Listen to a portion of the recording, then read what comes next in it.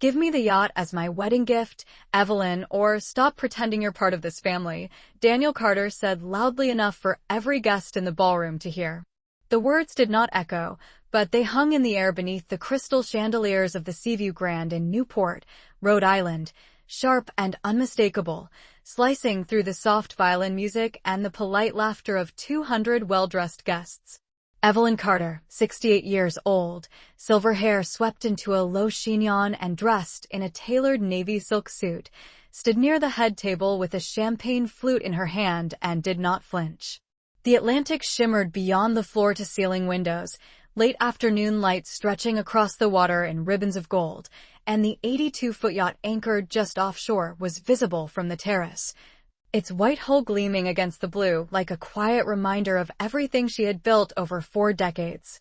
This was supposed to be Daniel's day, a celebration of his marriage to Sophia Bennett, a young woman with careful manners and an elegant smile, and Evelyn had already covered nearly half the cost of the ceremony, the catering, and the open bar because family, to her, had always meant showing up with more than words. She had imagined a graceful evening, a toast to new beginnings, perhaps even a small moment of reconciliation between siblings who had drifted apart after years of financial disagreements and unspoken resentments. Instead, Daniel's request arrived not as a private conversation, but as a public demand, framed as a joke yet delivered with a firmness that left no room for misunderstanding. Several guests shifted uncomfortably. A few lowered their eyes.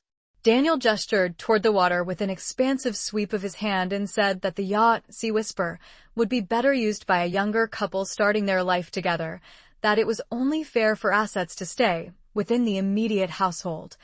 As if Evelyn were an outsider rather than the sister who had paid his tuition when their father passed, who had co-signed a business loan when his first restaurant failed, who had quietly settled outstanding debts without ever mentioning it at family dinners. Evelyn felt the weight of memory press against her ribs, not as anger but as clarity. She took a slow sip of champagne, set the glass on a passing tray, and adjusted the cuff of her jacket as though Daniel had commented on the weather rather than on her life's work.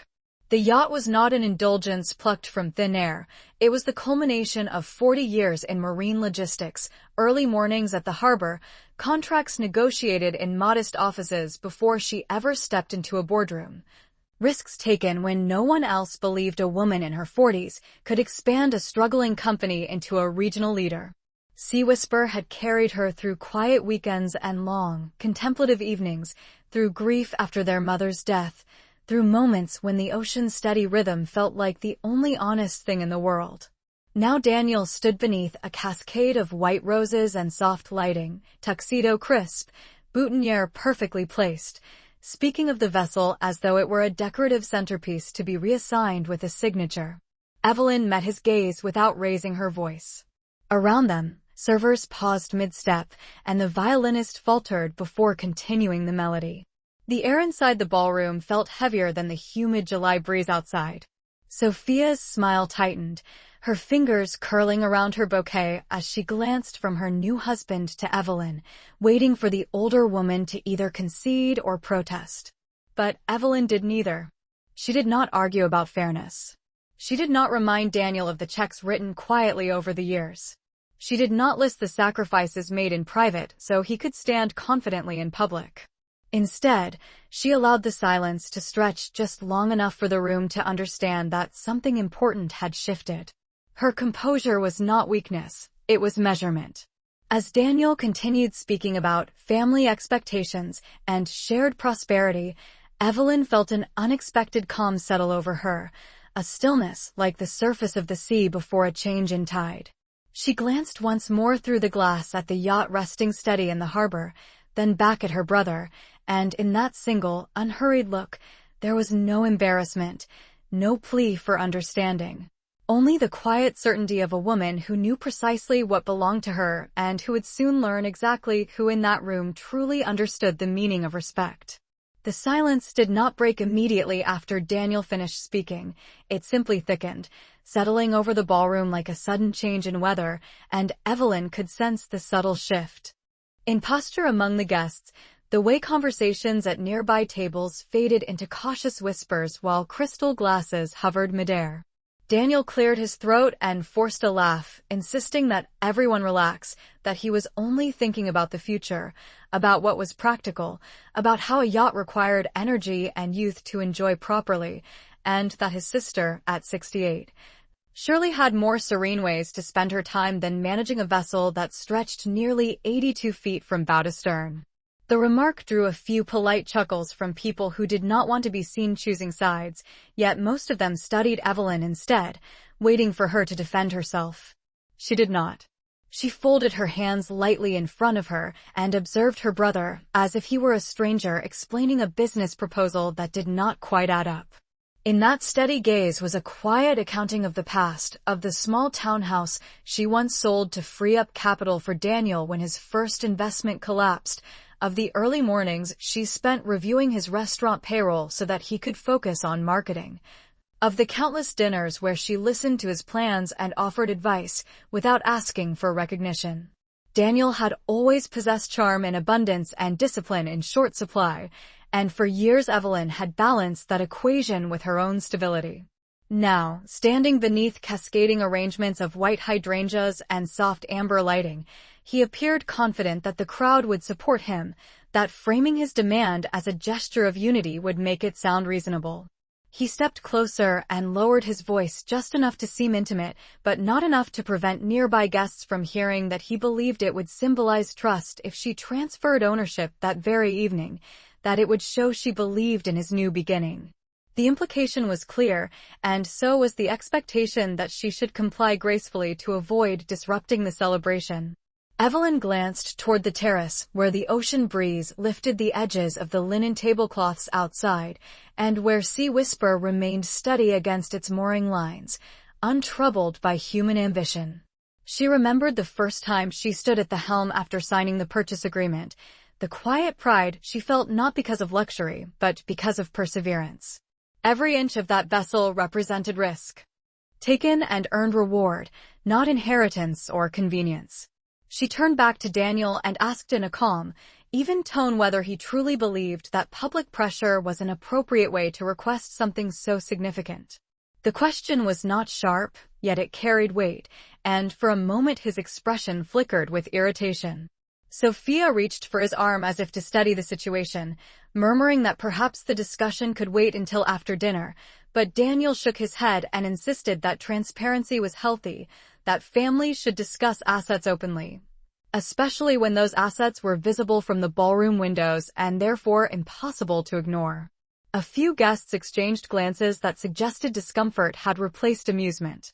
Evelyn sensed that the evening had shifted from celebration to spectacle, and she understood that whatever she said next would define not only her relationship with her brother, but also how everyone present perceived her strength.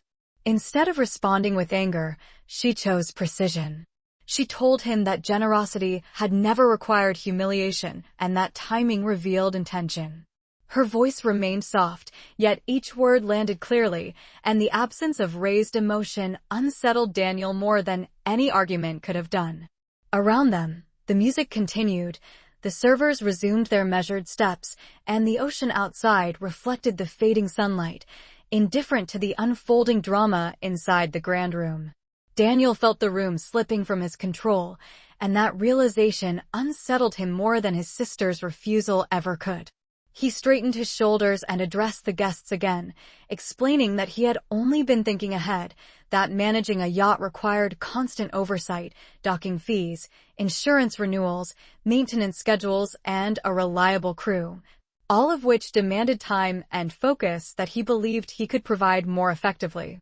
His tone shifted from playful to persuasive, as though he were presenting a business pitch rather than pressing a personal demand at his own wedding reception. Evelyn listened without interrupting, her posture relaxed, her expression composed, and in that stillness there was a quiet authority that did not need volume to be heard. The ballroom lights reflected off polished marble floors, and outside the last strands of daylight began to dissolve into a lavender dusk over the Atlantic. Guests who had once been smiling now leaned toward one another in low conversation, their curiosity no longer concealed. Sophia attempted to guide Daniel toward the head table, whispering that the photographer was ready for the next round of portraits, but Daniel resisted, insisting that clarity should come before celebration. He spoke about shared legacy, about how siblings should trust each other, about how transferring ownership would symbolize unity between past success and future ambition. The words sounded rehearsed, almost strategic, and several of the older guests exchanged glances that suggested they recognized the pattern of persuasion. Evelyn stepped closer to the window and looked at the reflection of the ballroom behind her, seeing not only her brother, but also the years that had shaped him. She remembered the afternoon he called her in a panic after a supplier backed out of a contract, how she drove 3 hours to meet him with documents and solutions while he sat across from her at a diner, overwhelmed and uncertain. She remembered signing her name beneath his on-bank paperwork, trusting that family loyalty outweighed risk. In those moments, she had never asked what she would receive in return. She had acted because it felt right, because stability mattered more to her than recognition. Now she recognized something else entirely, a subtle expectation that her achievements existed primarily to cushion his aspirations. Daniel continued speaking about efficiency and fairness, suggesting that assets should circulate where they would generate the most visible return, and the phrasing carried an undertone that implied she was holding on to something beyond her prime. The remark did not provoke her, it clarified her understanding. She turned back to him and said that ownership was not determined by convenience, and that trust was demonstrated through respect rather than public insistence.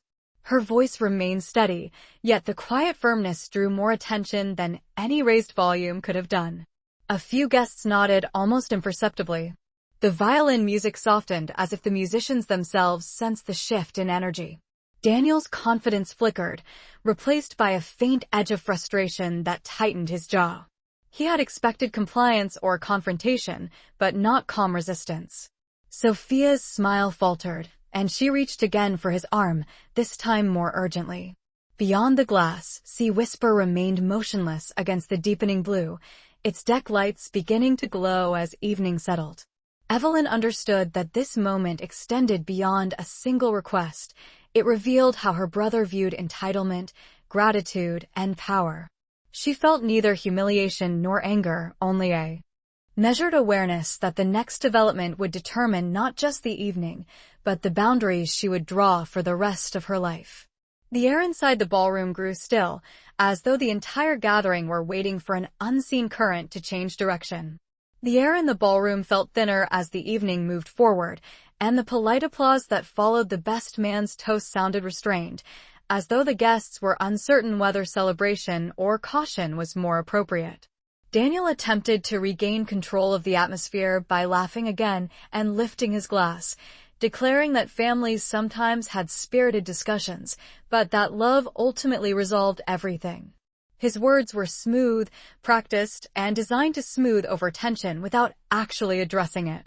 Evelyn watched him carefully and realized that he was not truly asking for the yacht out of necessity, but out of assumption.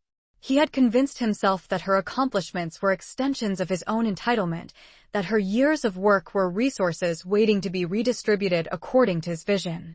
The realization did not sting. It settled quietly into place, like a missing piece of a puzzle finally found. She remembered their childhood in a modest 2-bedroom house in Providence, the years when their mother worked double shifts and Evelyn, as the older sibling, learned to calculate bills at the kitchen table while Daniel practiced persuasive charm to get what he wanted. Even then, she had been the planner and he had been the dreamer. Over time, she had transformed discipline into opportunity, while he had transformed opportunity into expectation. As the servers began presenting the first course, Daniel leaned closer to her once more and spoke in a lower voice, suggesting that signing over the vessel would prevent unnecessary complications later, that it would avoid potential disputes about inheritance, that it was wiser to handle transitions while everyone was in good spirits. His phrasing revealed more than he intended. This was not about symbolism. It was about control. Evelyn noticed how he glanced occasionally toward a slim folder resting on a nearby table, its contents partially visible beneath a program from the ceremony. The folder did not belong to the wedding planner. It belonged to someone who had arrived prepared. The presence of paperwork at a reception confirmed what she had suspected since his first public remark. Daniel had not been improvising. He had been waiting for the right audience. Around them, guests continued eating, though conversation remained subdued. A few of Daniel's business associates watched with careful interest, as if evaluating how far he would push the situation. Sophia maintained a composed expression, yet her eyes revealed unease. Evelyn felt an unexpected calm deepen within her, of a recognition that clarity was more powerful than confrontation. She understood that responding emotionally would validate his narrative of shared assets and spontaneous generosity. Remaining measured forced the truth to surface on its own. She stepped toward the small round table where the folder rested and gently touched its edge without opening it. Daniel stiffened slightly. She asked him whether he believed that respect required witnesses, and the question lingered between them longer than any accusation. He replied that transparency protected everyone involved, that he was merely safeguarding the family's future. The phrasing sounded responsible, yet the timing betrayed urgency. Outside, the yacht's navigation lights glowed steadily against the darkening water, unaffected by ambition or persuasion. Evelyn realized that this evening was no longer about celebration. It was about boundaries drawn in public view. She met Daniel's gaze and understood that whatever happened next would reveal not only his intentions, but also who among the guests valued integrity over spectacle. The room seemed to hold its breath once more, as though anticipating a shift that none of them could yet name. The quiet tension around the small round table sharpened as Evelyn's fingertips rested lightly against the unopened folder, and Daniel's composure tightened just enough to reveal strain beneath his polished exterior. He moved closer, lowering his voice so that only she could hear him, insisting that the paperwork was merely a precaution, a simple transfer form drafted by his attorney to streamline what he described as an inevitable transition. He emphasized that it would save time later, that it would prevent complications in probate, that he was only thinking responsibly about the future. His words were smooth, yet the insistence carried urgency that did not match the elegance of the evening. Evelyn studied the folder without lifting it and noticed the faint outline of legal letterhead beneath the top sheet. She did not need to read it to understand its purpose. The fact that documents had been prepared before any private conversation confirmed that Daniel had anticipated resistance and had chosen spectacle as leverage. Around them, the reception resumed its surface rhythm. Plates were cleared, candles flickered against mirrored walls, and the band shifted to a softer melody, yet conversations remained guarded, glances drifting repeatedly toward the siblings near the window. Sophia approached again, her expression composed but her eyes alert, and suggested that perhaps they should proceed with the scheduled speeches before the evening grew too late. Daniel nodded without looking at her, his attention fixed on Evelyn as though waiting for a signal of surrender. She could see in his posture the confidence of someone accustomed to persuasion working in his favor.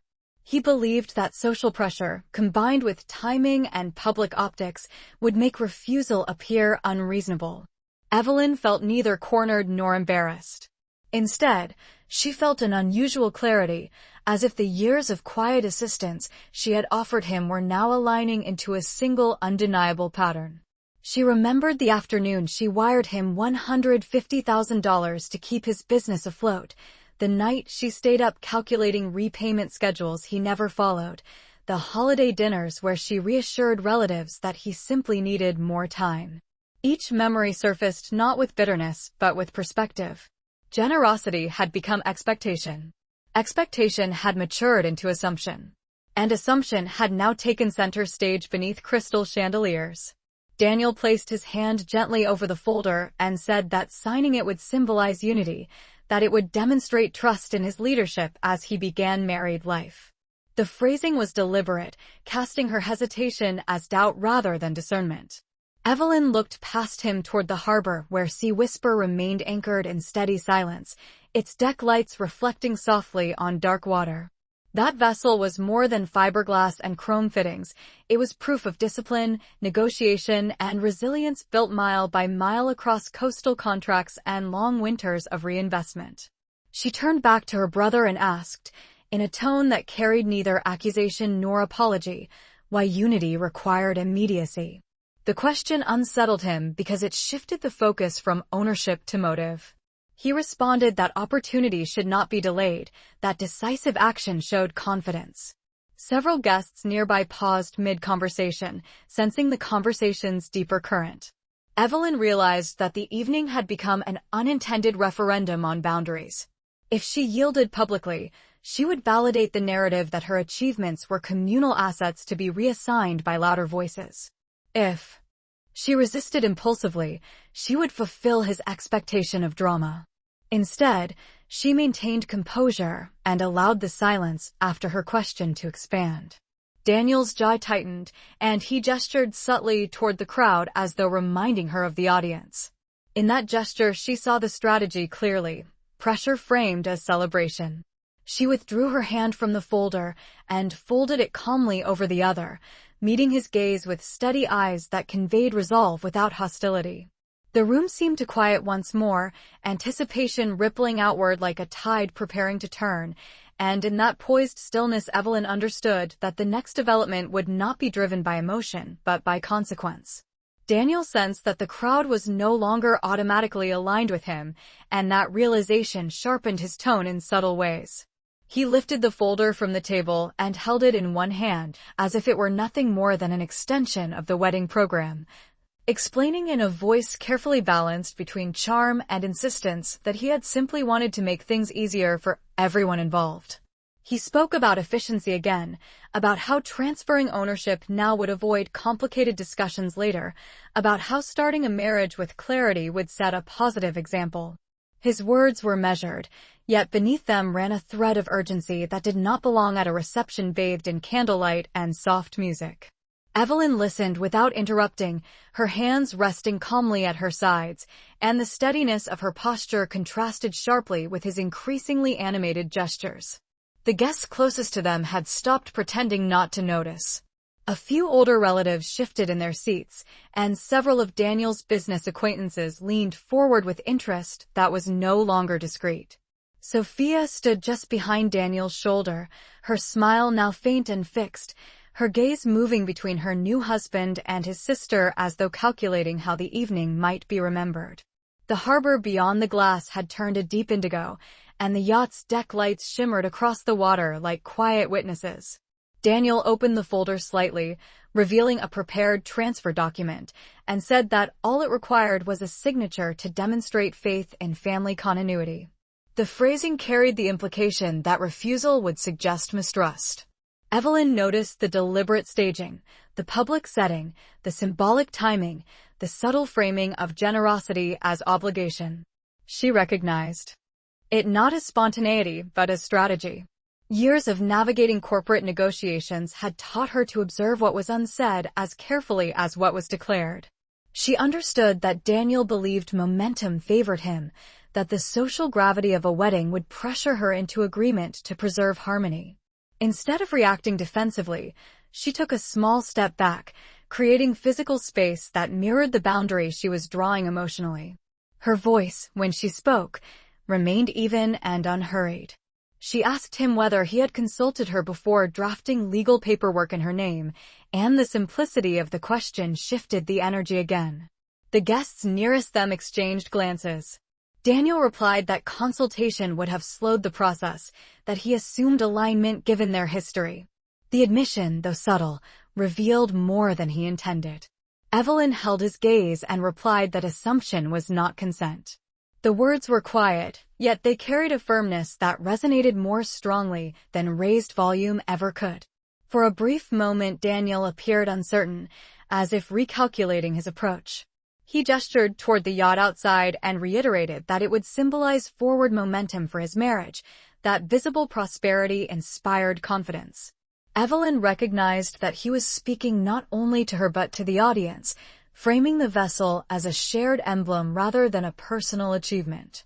She allowed a pause long enough for the room to register the imbalance between preparation and permission. The band resumed a gentle melody, but its softness only emphasized the tension lingering beneath the chandeliers. Daniel extended the folder slightly toward her, expecting compliance at last. Instead, she folded her hands calmly and said that timing, motive, and respect mattered more than symbolism. The statement did not escalate the situation. It clarified it. A subtle murmur rippled through the nearby tables. In that poised stillness, as the ocean breeze pressed faintly against the tall windows, the balance of the evening shifted once more, no longer centered on entitlement but on consequence, and Daniel could feel that something beyond his control was beginning to take shape. The tension that had been building beneath the chandeliers reached a point where even the band seemed to sense it, their melody tapering into a softer refrain as Daniel continued holding the folder between his fingers. He attempted one final appeal, explaining that the gesture would be symbolic, that it would represent trust, that it would demonstrate to everyone present that the family stood united in prosperity and vision. His voice carried the practiced tone of someone accustomed to persuading investors, yet in this setting the language sounded transactional rather than celebratory. Evelyn remained still, her gaze steady, and the quiet around her felt deliberate rather than uncertain. A faint murmur traveled through the nearest tables as guests recognized that the situation had moved beyond casual banter. Sophia's expression tightened further, and she placed her hand lightly against Daniel's sleeve, as though urging him to conclude the exchange before it became irreversible. Instead, he extended the folder toward Evelyn once more, insisting that a signature would resolve everything in seconds. The movement, subtle but unmistakable, transformed anticipation into scrutiny. Before Evelyn could respond, a chair scraped gently against the marble floor near the front row of the guest seating. The sound was not loud, yet it carried clearly through the ballroom. An older gentleman in a dark tailored suit rose slowly to his feet. His posture was upright, his expression composed, and the quiet authority in his bearing drew attention without effort. Several guests recognized him immediately as Judge Harold Whitman, a longtime acquaintance of the Carter family and a respected figure within the state judiciary. He did not raise his voice. He did not hurry. He simply stepped forward with measured calm, adjusting his cuff as he approached the siblings. The room stilled instinctively. Daniel's confidence flickered for a fraction of a second before he attempted to smile in acknowledgement. Judge Whitman asked, in an even tone that carried across the hushed tables, whether the document in question had been reviewed and agreed upon by all named parties prior to presentation. The phrasing was neutral, yet precise. Daniel replied that it was a straightforward transfer, prepared in anticipation of cooperation. The judge's gaze shifted briefly to Evelyn, who met it with the same steady composure she had maintained all evening. He then asked whether consent had been formally discussed before the paperwork was drafted. The question lingered in the air longer than the music had. Daniel hesitated, then stated that he believed alignment had been assumed. A subtle ripple of reaction moved through the crowd. Judge Whitman nodded once and explained, without accusation or drama, that assumption did not equate to agreement and that presenting legal documents in a public setting without prior consultation risked misunderstanding intent. His tone remained calm, yet the clarity of his words shifted the balance unmistakably. The folder in Daniel's hand suddenly appeared less like a symbol of initiative and more like evidence of presumption. Several guests exchanged quiet glances that suggested recognition of the distinction. Sophia lowered her eyes, and the photographer discreetly stepped back.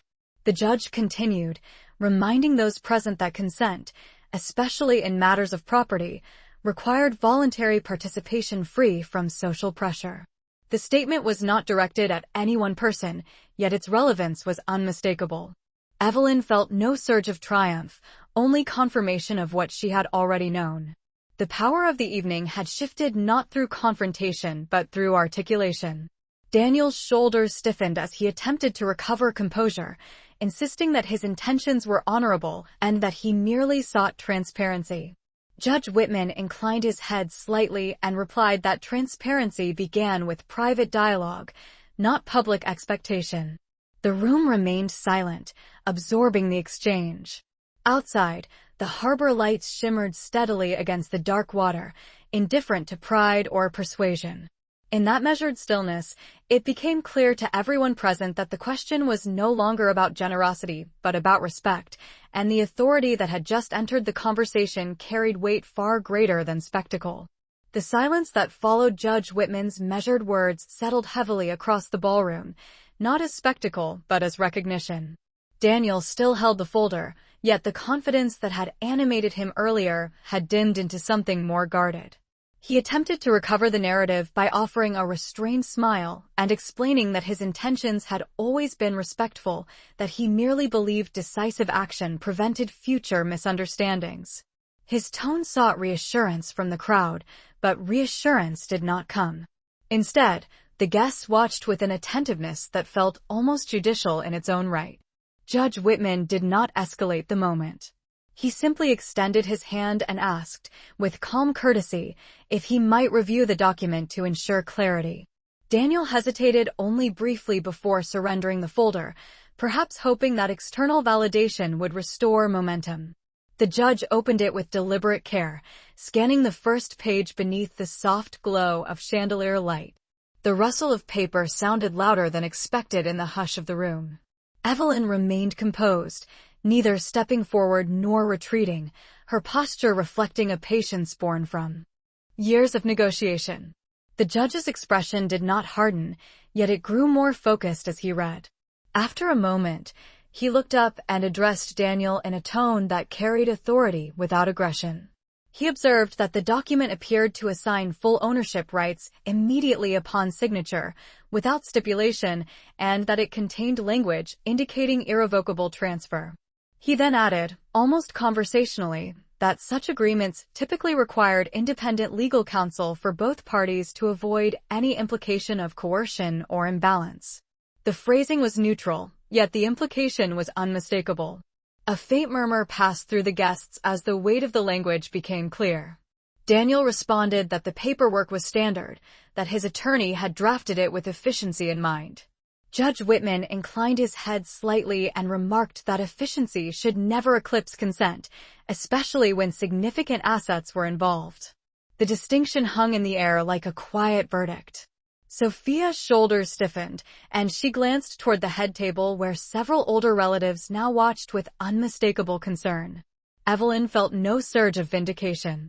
Instead, she experienced a steady confirmation of what she had known from the first moment the folder appeared.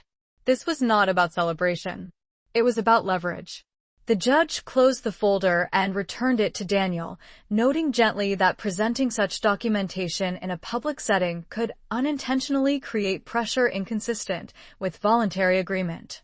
His tone remained measured, yet his words carried the gravity of experience. Several guests nodded subtly, and one of Daniel's associates shifted uncomfortably in his chair. The balance of the evening had shifted decisively, not through confrontation but through articulation of principle. Daniel's expression tightened as he attempted to frame the situation once more as misunderstanding, but the room no longer mirrored his certainty. The spotlight had moved from spectacle to substance. Evelyn finally spoke, her voice calm and clear, stating that generosity had never required urgency and that meaningful decisions deserved private discussion rather than public persuasion. Her words did not accuse, they clarified. Outside, the harbor lay still beneath the darkening sky, the yacht's lights steady against the water, unchanged by human ambition. Within the ballroom, the music resumed at a cautious volume, yet the atmosphere had transformed. The guests understood that what they had witnessed was not a family disagreement, but a lesson in boundaries. Daniel lowered the folder to his side and for the first time that evening he seemed uncertain how to proceed. The momentum he had relied upon had dissolved, replaced by a quiet awareness that respect could not be engineered through timing or audience. And in that measured pause, it became evident that authority grounded in principle carried far more weight than any demand framed as celebration. The music resumed cautiously, as though the band itself understood that celebration required recalibration. Conversations began again in measured tones, yet the undercurrent of the evening had permanently shifted. Daniel stood with the folder lowered at his side, his earlier certainty replaced by a restrained composure that did not quite conceal disappointment. Sophia guided him gently back toward the head table, whispering something that only he could hear, and he nodded stiffly before forcing a polite smile toward the guests. The photographer resumed moving through the room, capturing moments that would later be framed in albums, yet those images would never fully reveal the lesson that had unfolded beneath the chandeliers. Evelyn remained near the window for a moment longer, watching the harbor lights reflect across the dark water. Sea Whisper rested quietly against its mooring lines, steady and unaffected by the spectacle inside. She felt no surge of triumph and no desire for further commentary. What had needed to be clarified had been clarified without accusation or raised voices. Judge Whitman returned to his seat with the same calm dignity with which he had risen, offering Evelyn a small nod that required no words.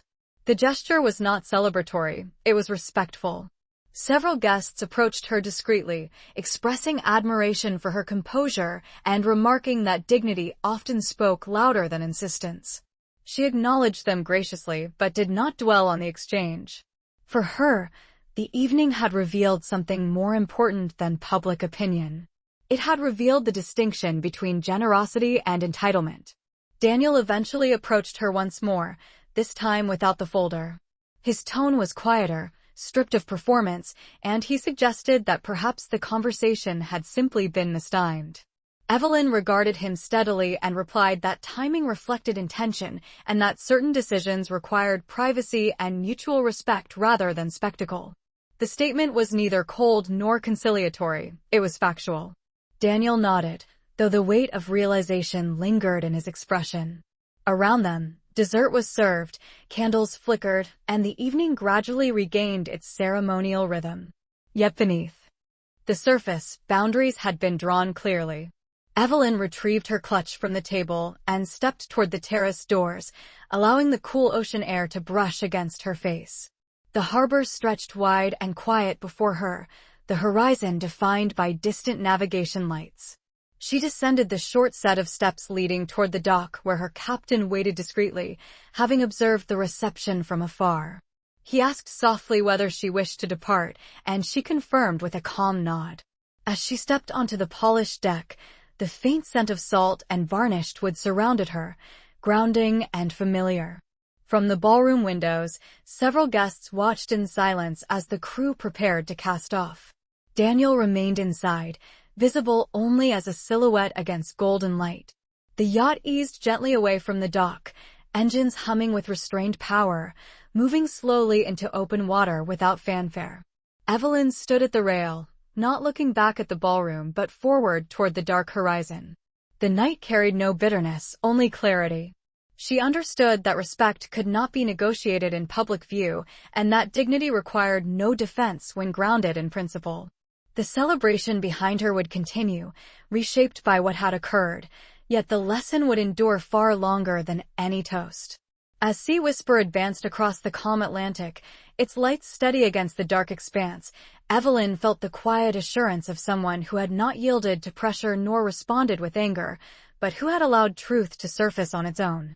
And in that steady departure, more powerful than any confrontation, the boundaries she had drawn would remain unmistakable long after the music inside had faded.